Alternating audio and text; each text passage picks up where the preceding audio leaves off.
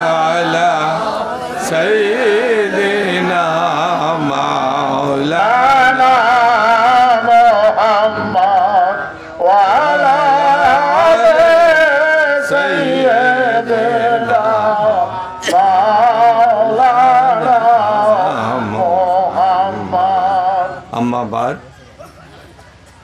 আজকের এই যে দিনী মাহফিল, এই মাহফিলকে আমার দয়াল নবীজি রিয়াজুল জান্নাহ বা বেহেশতের বাগান বলে উল্লেখ করেছেন। দুনিয়ার কোনো মূল্যবান জিনিসের সাথে আমার দয়াল নবীজি আজকের এই মাহফিলের তুলনা করেন নাই। কোনো সোনা রূপা হীরা জহরত মণি মাণিক্য এই সকল দুনিয়াবি মূল্যবান কোন জিনিসের সঙ্গে তুলনা করেন নাই।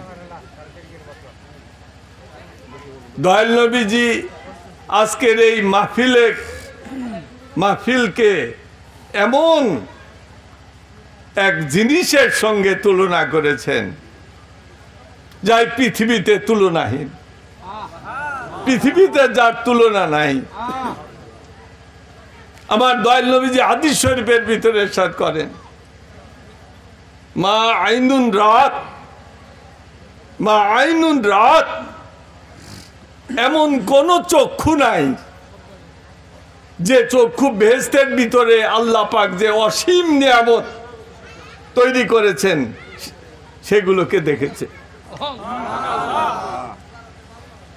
ওমা উজদুন লা সামা, এমন কোন কান নাই, উজদুন মানে কান, যা পৃথিবী বেহেশতের ভিতরে আল্লাহ পাক যে নিয়ামত রাজি তৈরি করেছেন তার সঠিক বর্ণনা শ্রবণ করেছে। এমনি উপমা মাধ্যমে হয়তো বলা হয় যে বেহেশতের ফল, বেহেশতের বৃক্ষ, বেহেশতের নিয়ামত রাজি, এগুলো বলা হয়, তুলনা দেওয়া হয়। কিন্তু বেহেশতের ভিতরে আল্লাহ পাক যেভাবে তৈরি করেছেন, মাইনুন রাত, ওর সৌন্দর্য পৃথিবীর এমন কোন চক্ষু নাই দেখেছে। হ্যাঁ, দয়াল নবীজি মেরাজ শরীফের রাত্রে স্বচক্ষে নবীজি দেখেছেন।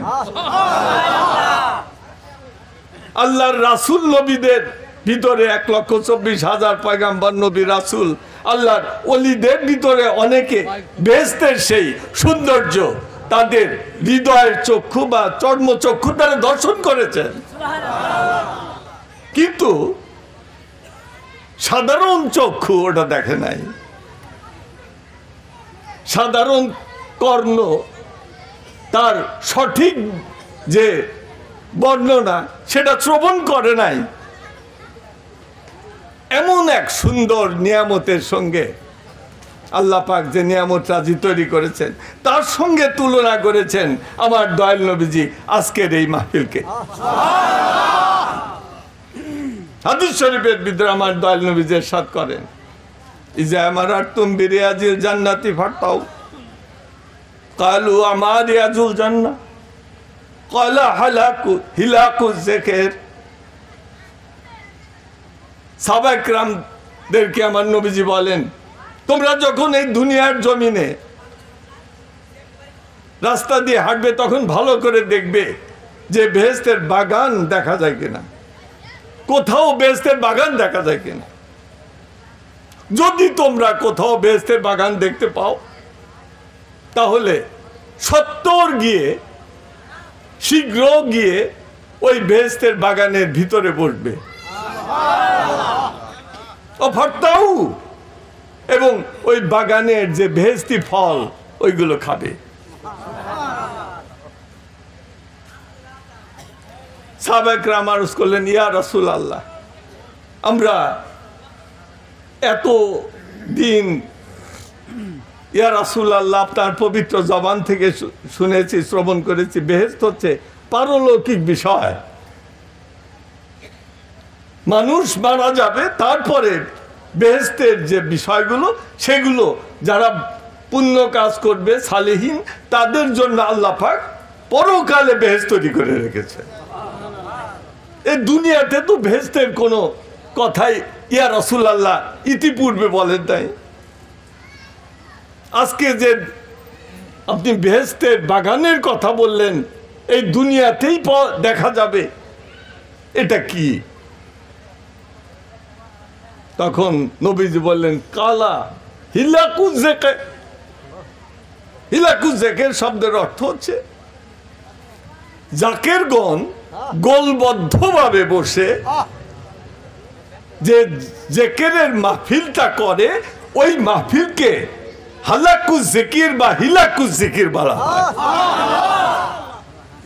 অর্থাৎ জাকিরদের জিকিরের মাহফিল, সেটাই হচ্ছে হিলাকুজ জিকির। ওইটাই দুনিয়ার বুকে বেহেশতের বাগান। আমার নবীজি বলেন ওই বাগানের ভিতরে গিয়ে বসবে। ওখানে শুধু আল্লাহ পাকের নিয়ামত রাজির সমাহার, নিয়ামত রাজির সমাহার, যার কোনো তুলনা নাই, তুলনা নাই, তুলনা নাই। যেমন হাদিস শরীফে আমার নবীজি বলেন যে তোমরা যখন শুনবে কোথাও হালাকুজ জিকির বা হিলাকুজ জিকির, জাকিরগণ বসে জিকিরের মাহফিলের আয়োজন করেছে, এটা যদি তুমি শোনো, শোনার পর যদি তুমি ওই মাহফিলে যোগ দেওয়ার জন্য তোমার বাড়ির থেকে, তোমার বাড়ি যদি ওই মাহফিল থেকে 5 মাইল দূরে হয়, ওই মাহফিল থেকে 3 মাইল দূরে হয়, ওই মাহফিল থেকে 15 মাইল দূরে হয়, যতই দূরে হোক, তুমি যখন তোমার বাড়ির থেকে ওই মাহফিলে শরীক হওয়ার জন্য নিয়ত করে তোমার কদমটা বের করে দেবে, তখনই আল্লাহ পাক তোমার জন্য একজন ফেরেশতা নিয়োগ করে দেবেন। ওই ফেরেশতাকে আল্লাহ পাক শিখিয়ে দেবেন যে ফেরেশতা তুমি আমার এই বান্দার সৎ নিয়ত, এই বান্দার সৎ নিয়ত করে বের হয়েছে, কি হবে? আমার জাকিরদের জিকিরের মাহফিলে সে যাবে, এই নিয়ত করে বের হয়েছে। এর জন্য তুমি এই দোয়াটা করবে, আল্লাহ পাক শিখিয়ে দেন। তুমি দোয়া করবে এবং আমি তোমার দোয়া কবুল করব। সেই দোয়াটা হচ্ছে আল্লাহুম্মা ইরহিম লাহু, আল্লাহুম্মা ইরহিম লাহু। ফেরেশতাকে আল্লাহ পাক শিখিয়ে দিলেন তুমি এর জন্যই দোয়া করো, হে আল্লাহ তোমার এই বান্দার উপরে রহমত নাজিল করো, রহমত নাজিল। ফেরেশতা বলবে ইয়া আল্লাহ আমি কয় মর্তবা বলবো এই দোয়াটা, যে তুমি দমে দমে বলতে থাকবে যতক্ষণ পর্যন্ত আমার ওই বান্দা ওই মাহফিলের ভিতরে না গিয়ে বসে, ততক্ষণ পর্যন্ত তুমি বলতেই থাকবে, বলতেই থাকবে। পরবর্তী পর্যায়ে সে 1 মাইল দূরের থেকে হোক, 5 মাইল দূরের থেকে হোক, 7 মাইল দূরের থেকে হোক, যত দূরের থেকেই হোক আসবে। তো 15 মিনিট লাগে, 1 ঘন্টা লাগে, 2 ঘন্টা লাগে, আসতেছে আসতেছে। আর ওই ফেরেশতা, রহমতের ফেরেশতা, আল্লাহ পাক নিয়োগকৃত ফেরেশতা, সে বলতেছেই বলতেছেই আল্লাহুম্মা ইরহিম লাহু, আল্লাহুম্মা ইরহিম লাহু, হে আল্লাহ তুমি তোমার এই বান্দার উপরে রহমত নাযিল করো, রহমত নাযিল করো। অতঃপর ওই বান্দা এসে আল্লাহর ওই খাস বান্দা, আল্লাহর ওই মহব্বতের বান্দা এসে জাকিরের মাহফিলের ভিতরে বসলো। আল্লাহ পাক আরেকজন ফেরেশতা নিয়োগ করে দিলেন তার জন্য। প্রথম ফেরেশতা বলল যে আল্লাহ এখন আমার কি কাজ শেষ হয়ে গেছে? আল্লাহ পাক বলবেন না, তোমার কাজ শেষ হয় নাই, তোমাকে যা বলা হয়েছে তুমি বলতে থাকো, আল্লাহুম্মা ইরহিম লাহু তুমি বলতে থাকো। আর ওই নতুন যে ফেরেশতাকে নিয়োগ করা হলো তাকে আল্লাহ পাক শিখিয়ে দেবেন যে তুমি আরেকটা দোয়া তোমাকে শিখিয়ে দেই, তুমি এর জন্য বলতে থাকো আল্লাহুম্মা ইগফির লাহু, আল্লাহ তুমি তোমার এই বান্দাকে মাফ করে দাও। তাহলে 2টা দোয়া, একটা হচ্ছে আল্লাহুম্মা ইরহিম লাহু, হে আল্লাহ তুমি তোমার এই বান্দার উপরে রহমত নাযিল করো। আর দ্বিতীয় ফেরেশতার দোয়াটা হচ্ছে আল্লাহুম্মা ইগফির লাহু, হে আল্লাহ তোমার এই বান্দাকে মাফ করে দাও। অতঃপর ওই মাহফিলের জিকিরের মাহফিলের আখেরি মোনাজাত যখন হবে, এই মাহফিল তো এখনই শেষ হয়ে যাবে না, এর আখেরি মোনাজাত হবে। সেই মোনাজাতের সময় যখন দোয়া করা হবে, আল্লাহ পাক বলেন যে আমি ওই মাহফিলের জন্য আখেরি মোনাজাতে যে দোয়াগুলা করা হবে ওগুলো তো আমি সব কবুল করবই। সাথে সাথে এই দুই ফেরেশতার দোয়া যে আল্লাহুম্মা ইরহিম লাহু, আল্লাহুম্মা ইগফির লাহু, এটাও কবুল করে আমার বান্দার সারা জীবনের গুনাহ আমি মাফ করে দেব, তার উপরে রহমত নাযিল করে দেব। তাহলে এই দুইটা দোয়া যদি কবুল হয়, আর দোয়া বাদ দেন, এই দুইটা যদি কবুল হয় আর কোনো কিছু লাগে না। আর লাগবে আল্লাহর রহমত যদি আপনি লাভ করেন তাহলে গজব তো আর আসবে না। রহমতের বিপরীত শব্দ হচ্ছে গজব, রহমতের বিপরীত শব্দ গজব। যদি আল্লাহর রহমত কবুল করে নেন বান্দার জন্য, তার জন্য গজব নাই। আর যদি মাফ করে দেন তাহলে বিনা হিসাবে জান্নাত। হাদিস শরীফে উল্লেখ আছে আল্লাহ পাক বান্দাকে দুই ভাবে বেহেশতে দাখিল করবেন, দুই ভাবে। একটা হচ্ছে তার নেকি বদি ওজন করবেন, নেকি বদি ওজন করে তাকে যদি বেশি হয় নেকি তাকে জান্নাতে দেবেন, যদি কম হয় তাকে জাহান্নামে দেবেন। এটা হচ্ছে তার হিসাবের ব্যাপার। আর একটা হচ্ছে বেগাইরিল হিসাব, হিসাব ছাড়া আল্লাহ মাফ করে দেবেন। এই যে দ্বিতীয় ফেরেশতার দোয়াটা ছিল আল্লাহুম্মা ইগফির লাহু, আল্লাহ মাফ করে দিয়েছেন, তখন তার হিসাবের প্রশ্ন নাই। আমরা তো সেই বেগাইরিল হিসাব, হে আল্লাহ তুমি আমাদেরকে বিনা হিসাবে জান্নাতে দাখিল করে দাও, এইটার পক্ষে। কারণ আমার দয়াল নবীজি হাদিস শরীফের ভিতরে ইরশাদ করেছেন যে তোমরা ওই যদি কেউ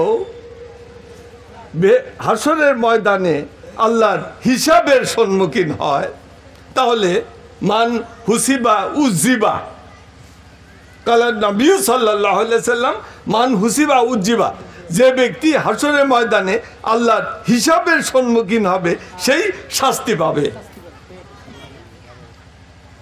হযরত আম্মা জান মা আয়েশা বললেন, ইয়া রাসূলুল্লাহ, আল্লাহ তো কোরআনের ভিতরে বলেছেন যে আল্লাহ পাক তার নেক বান্দাদের হিসাবকে সহজ করে নেবেন, তাহলে যেই হিসাবের সম্মুখীন হবে সেই শাস্তি পাবে, এটার অর্থ বুঝলাম না।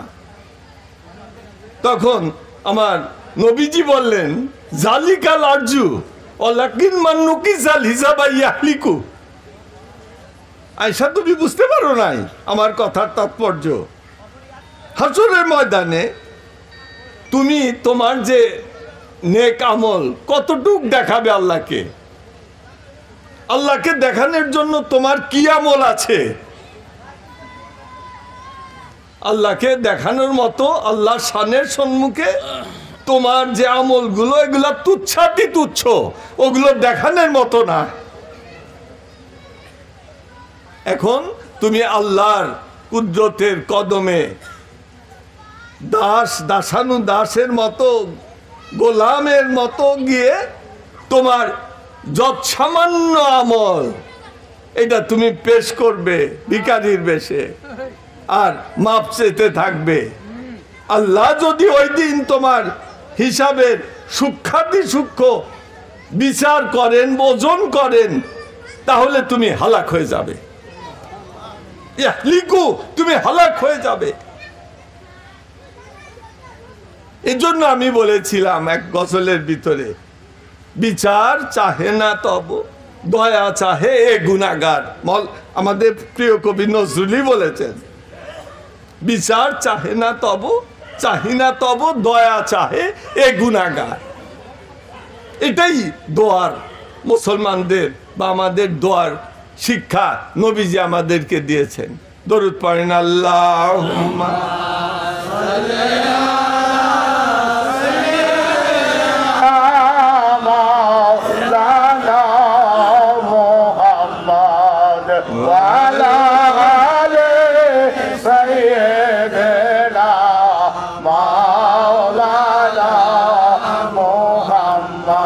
আমার দয়াল নবীজি জাকিরদের মাহফিলকে বললেন বেহেশতের বাগান। তিনি তো এটা বলেন নাই যে আবেদিন, আবেদিন মানে কি, যারা ইবাদত করে তাদেরকে আবেদিন বলা হয়। আবেদ, আবেদিন, আবেদ যারা ইবাদত করে,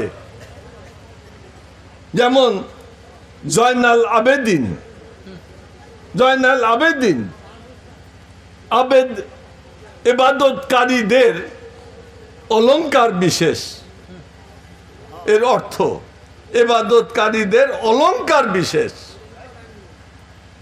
হুজুর পাক সাল্লাল্লাহু আলাইহি সাল্লাম এটা বলেন নাই যে হালাকুল